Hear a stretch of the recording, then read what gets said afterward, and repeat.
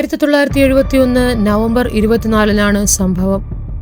DB Cooper എന്ന പേരിൽ അറിയപ്പെടുന്ന ഈ അപരിചിതൻ ഡാൻ കൂപ്പർ എന്ന പേരിൽ ടിക്കറ്റ് എടുത്ത് north west orient airlines flight 305 എന്ന വിമാനത്തിൽ പോർട്ട്ലാൻഡിൽ നിന്ന് സിയാറ്റിലിലേക്ക് യാത്ര തിരിച്ചു.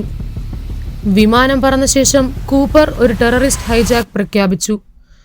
വിമാനം ബോംബ് ഉപയോഗിച്ച് തകർക്കുമെന്ന് അദ്ദേഹം ഭീഷണിപ്പെടുത്തി. ക്രൂവിനോട് തന്റെ ചില ആവശ്യങ്ങളും അറിയിച്ചു. $200,000, അന്നത്തെ മൂല്യമനുസരിച്ച് ഇന്നത്തെ ലക്ഷക്കണക്കിന് വില, 4 പാരച്യൂട്ടുകൾ. ഇന്ധനം നിറച്ച ശേഷം വിമാനം വീണ്ടും പറത്താൻ ഒരു പ്ലാൻ. വിമാനം സിയാറ്റിലെത്തിയപ്പോൾ FBI പണം, പാരച്യൂട്ടുകൾ എന്നിവ എത്തിച്ചു. അതിനുശേഷം കൂപ്പർ വിമാനം വീണ്ടും പറത്താൻ നിർദ്ദേശിച്ചു. പുലർച്ചെ വിമാനം നവാദ, നെവാഡ എന്നീ അതിരുകൾക്ക് സമീപമെത്തിയപ്പോൾ കൂപ്പർ വിമാനത്തിന്റെ പിൻവാതിലിലൂടെ പാരച്യൂട്ട് ധരിച്ച് താഴേക്ക് ചാടിപ്പോയി. കൂപ്പർ ചാടിയ ശേഷം അവനെ ഒരിക്കലും കണ്ടെത്താനായില്ല.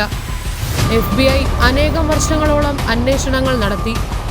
കൂപ്പറുടെ യഥാർത്ഥ തിരിച്ചറിവ് ഇന്നുവരെയും പരസ്പര വിരുദ്ധം. 1980 ഒരു 8 വയസ്സുകാരൻ കൊളംബിയ നദിയുടെ തീരത്ത് $5,800 കണ്ടെത്തി.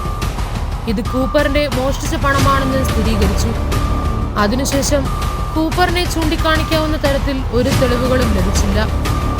കൂപ്പർ ഇപ്പോഴും ജീവനോടെ ഉണ്ടോ? മരിച്ചോ? എവിടെയാണ്? ഇത് അമേരിക്കൻ ക്രിമിനൽ ചരിത്രത്തിലെ ഏറ്റവും വലിയ മിസ്റ്ററികളിൽ ഒന്ന്.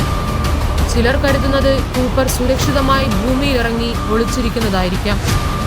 മറ്റു ചിലർ അദ്ദേഹം പറന്നുപോയപ്പോൾ മരിച്ചതായിരിക്കാമെന്ന് വിശ്വസിക്കുന്നു. ഈ കേസ് FBI ചരിത്രത്തിൽ ഏറ്റവും കൂടുതൽ അന്വേഷിച്ച കേസുകളിൽ ഒന്നായി ഇന്നും തുടരുന്നു. അടുത്തൊരു വിഷയവുമായി പോഡ്കാസ്റ്റ് വിത്ത് ജോആനിൽ വീണ്ടും കാണാം. അതുവരയ്ക്കും മിസസ് ജോആൻ സൈനിങ് ഓഫ്.